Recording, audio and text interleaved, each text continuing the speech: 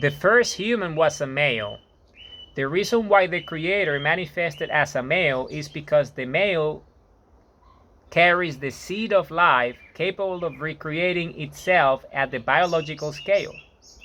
As a result, as a second act of creation, the creator, being the infinite spherical energy of the central sun of the first universe, decided to manifest itself in human life form resembling a human female. So male and female can recreate existence at the biological scale without having to manifest themselves directly as pure energy. And then there is a visual representation of this. As you can see, the first act of creation, when energy itself manifested in the human form, it manifested itself as a male, as a human male. Why? Because the male carries the seed of creation, the seed of life. So life can be preserved biologically. So it's the conscious, logical thing to do if you're a creator of everything. Because within you, you want to have the seed that contains everything within you at the biological scale. And because that seed needs to be, is biological, it needs to essentially, prosper. It needs to thrive biologically. And for that, you need a host, which is biological. So as a logical second act of creation, the creator manifested itself as a human female. Why? Because the human female is essentially the representation of that nurtures the seed of life, right? So the human existence as a biological species requires female and male to procreate, to recreate existence at the biological scale. So the first act was to manifest as a human male. So the seed of creation itself is contained with all the information, and everything that exists is contained within the species itself. And immediately, right after that act of creation, the second act of creation was to manifest itself as a human female. So that seed of life that carries everything that exists can be nurtured and developed within the biology of the human species. And this is what we refer to as the female, which is essentially the host, is the one that ensures that that life form which is contained within the seed, which is a human species, becomes a human adult, right? Becomes a member of our species, right? That contains everything within it, and is the creator itself as well, because all humans are the creator. So the male and the female are the creator, but they're just the two that come as one to create this biological cycle of infinite creation. Okay? So this is why when a female is carrying life, is pregnant, as we refer to it, it could either be a male or a female within it, right?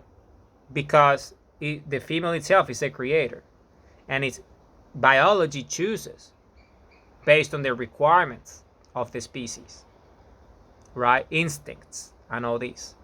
So then again, out of the male comes the seed, and out of the female, the seed matures and develops, and either a male or a female come out of it. You see? And this is how the process works, because if you understand biology and the nature of things, this is what it is. So the creator noticed that this is the way biological species reproduce. So when it manifested itself biologically as a body energy, it decided that the best way to do it was in that way, and it was an instant act. So man and women were created, male and female were created, you see, simultaneously as energy. One act and the second act that happened as energy, and we manifested as bodies. And then we started to obviously follow our instincts and reproduce. So you see, this is who we are, and we're that purest of energy. You see, we are the purest of energy at the biological scale. And this is what the species is, because if you're infinite energy and you're the creator, right? And then you're creating everything at energy rates that are non-biological, right? You're just a sun creating infinite things and know it everything.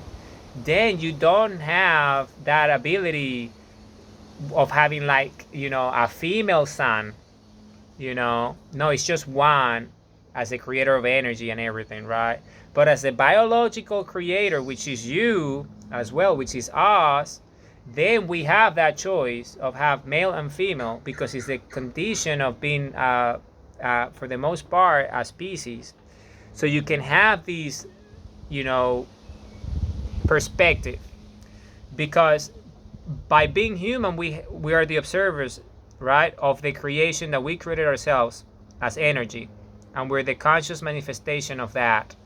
But as being the observer of creation itself, which is us as the creators, biologically speaking, then we ourselves can observe ourselves as a creator, and we have these two mechanisms of observing our biological creations as the biological creators and observers, and the two perspectives as that of the male and the female, you see, which is this idea of biology, you see, of creating. And this is why we need it, because it makes us more resilient as a species. We're not just like one gender, we are two, right? And beyond the gender, really, sex, two sexes, male and female. And from that, everything else comes out of it, right? It's just the idea.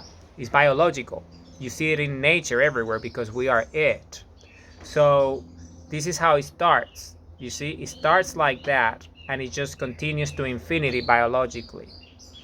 So it's just the way it is. It's just this beautiful process of biogenesis, and it's us manifesting ourselves in the way of the human species, which is a male and a female, both of equal status and equal importance and different roles, right? One carries the seed of life, and the other one makes sure that nurtures that seed of life so life can continue. You see, it's the perspective of the carrier and the host together, which is very common in biology, and we needed to have that as a creator to know perspectives and understand both points of view of the biology of existence, which is why we are the species that we are, where we have male and female, and with that we create to infinity.